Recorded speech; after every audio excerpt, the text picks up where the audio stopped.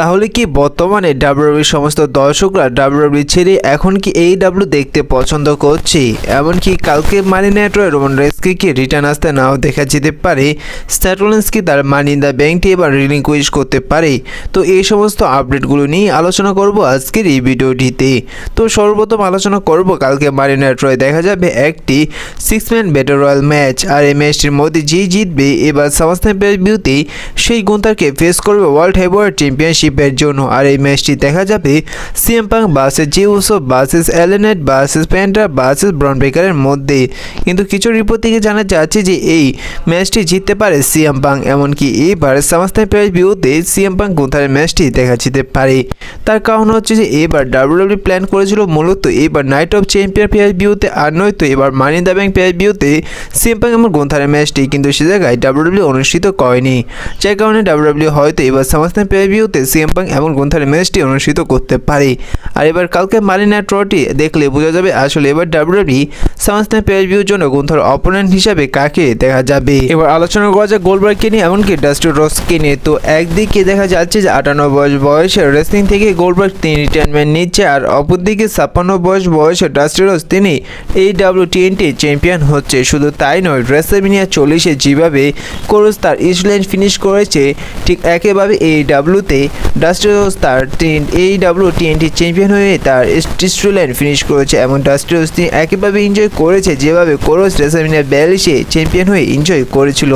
এমনকি 2025-এ এবার যেভাবে গোল্ডবার্গ রিটায়ারমেন্ট নিয়ে নিল ঠিক একইভাবে 2025-এ জনসনও তিনি রিটায়ারমেন্ট নিতে যাচ্ছে। তো এই বিষয়ে আরেকটি বিষয় জানিয়ে দিয়েছি, জনসন তিনি গোল্ডবার্গের মতনই তিনি স্যাটারডে নাইট মেইন ইভেন্টে তার লাস্ট ম্যাচ রেসেল করে তিনি ডাব্লিউডাব্লিউ থেকে রিটায়ারমেন্ট নিবে। এবার আলোচনা করা যাক রবিনসনকে নিয়ে। তো রবিনসনকে যারা জানে না তাদের জানিয়ে দিই যে রবিনসন হচ্ছে সেই রেফারি যে রেফারিকে এবার জনসন নাইট অফ চ্যাম্পিয়ন পেভিউতে আক্রমণ করেছিল, আর এবার সেই রেফারিকে দেখা গেল যে আক্রমণ করতে স্যাটারডে নাইট মেইন ইভেন্টে গোল্ডবার্গকে দেখা গেল যে এবার গোল্ডবার্গ সেই রেফারিকে আক্রমণ করে দিয়েছে। পরবর্তীতে ব্যাক স্টেজে তাদের সাথে হাত মিলাতে দেখা গিয়েছে এবং তাকে সরি বলতে দেখা গিয়েছে। তো এই রেফারিকে সেই সমস্ত ম্যাচগুলোর মধ্যেই দেখা যায় যে সমস্ত ম্যাচগুলোর মধ্যে রেফারি আক্রমণের শিকার হওয়ার অ্যাঙ্গেল থাকে, তো রবিনসনকে সেই সমস্ত জায়গায় ব্যবহার করে থাকে ডাব্লিউডাব্লিউই। এবার আলোচনা করা যাক সেথ রলিন্সকে নিয়ে। তো সেথ রলিন্সের এই বিষয়টা নিয়ে আমার খারাপ লাগছে যে যখন ডাব্লিউডাব্লিউ সেথ রলিন্সকে নিয়ে অনেক সিরিয়াসলি কিছু করতে চায়, সেথ রলিন্সকে ভালো বুকিং দিতে চায়, সেই সময় সেথ রলিন্সের কোনো না কোনো একটি সমস্যা দেখা যায়।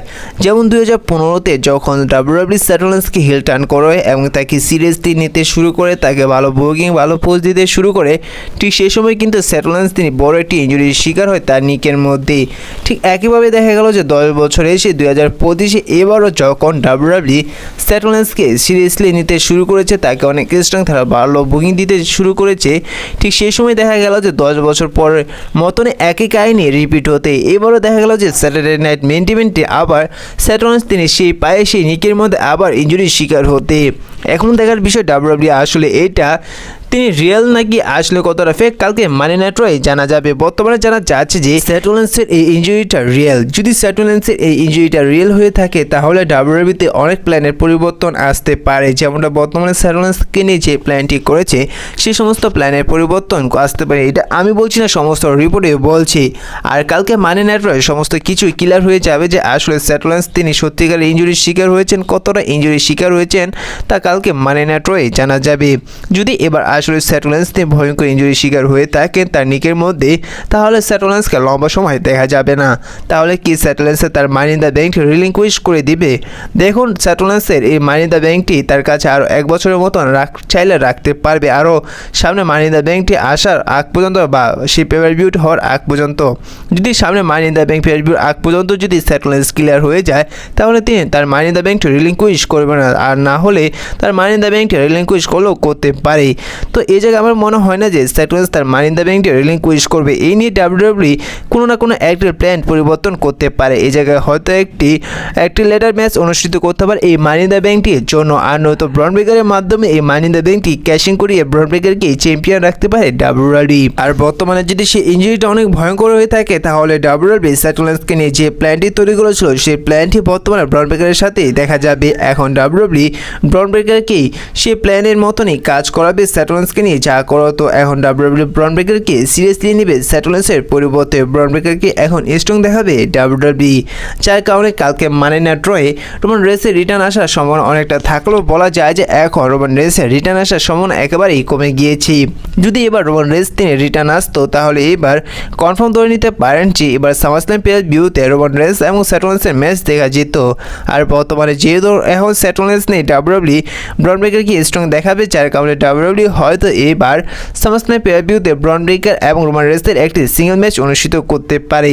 এই জায়গায় ডাব্লিউডাব্লিউ হয়তো একটি ম্যাচও করতে পারে যদি সেই 6 ম্যান যে একটি ওয়ার্ল্ড হেভিওয়েট চ্যাম্পিয়নশিপের জন্য নাম্বার 1 কন্টেন্ডার হিসেবে ম্যাচ হতে যাচ্ছে সে থেকে যদি সিএম পাং হেরে যায় তাহলে ধরে নিতে পারেন যে এইবার সামারস্ল্যাম পে-per-ভিউতে একটি ট্যাগ টিম ম্যাচ দেখা যেতে পারে Roman Reigns CM Punk versus Bronson and Bron ব্রেকারের মধ্যে। তো আপনাদের এই বিষয়ে কি মনে হয় অবশ্যই কমেন্ট করে জানিয়ে দিবেন। এবার আলোচনা করা হচ্ছে ওমেন্সের এভলিউশন পে-per-ভিউটি নিয়ে। তো আজকের ওমেন্সের এভলিউশন পে-per-ভিউর মধ্যে যে কয়টি ম্যাচ হয়েছিল বলা যায় যে মোটামুটি ভালোই ম্যাচ ছিল। সমস্ত ম্যাচের রেটিং বর্তমানে বলা যায় যে 3 থেকে 5 স্টার রেটিংয়ের সমস্ত ম্যাচগুলো ছিল। তো আপনাদের এই বিষয়ে কি মনে হয় অবশ্যই কমেন্ট করে জানিয়ে দিবেন। এবার আলোচনা করা হচ্ছে সেথ রোলেন্স এবং ট্রিপল এইচকে নিয়ে। তো বর্তমানে ট্রিপল এইচ তিনি নিজে বলছে যে বর্তমানে সেথ রোলেন্স তিনি একেবারে ফিট নয়, তিনি বর্তমানে ভালো নেই, যার কারণে কালকে মানি নাইট রয়ে তিনি সেথ রোলেন্সের সেই নিকটি পরীক্ষা করবেন এবং পরীক্ষা করে কালকে মানি নাইট রয়ে তারা জানাবেন যে সেথ রোলেন্স তিনি আসলে কতটা ইনজুরি শিকার হয়েছেন বা তাকে কি রেসেল করতে দেখা যাবে না এই বিষয়টা কালকে মানি নাইট রয়ে ক্লিয়ার করবেন।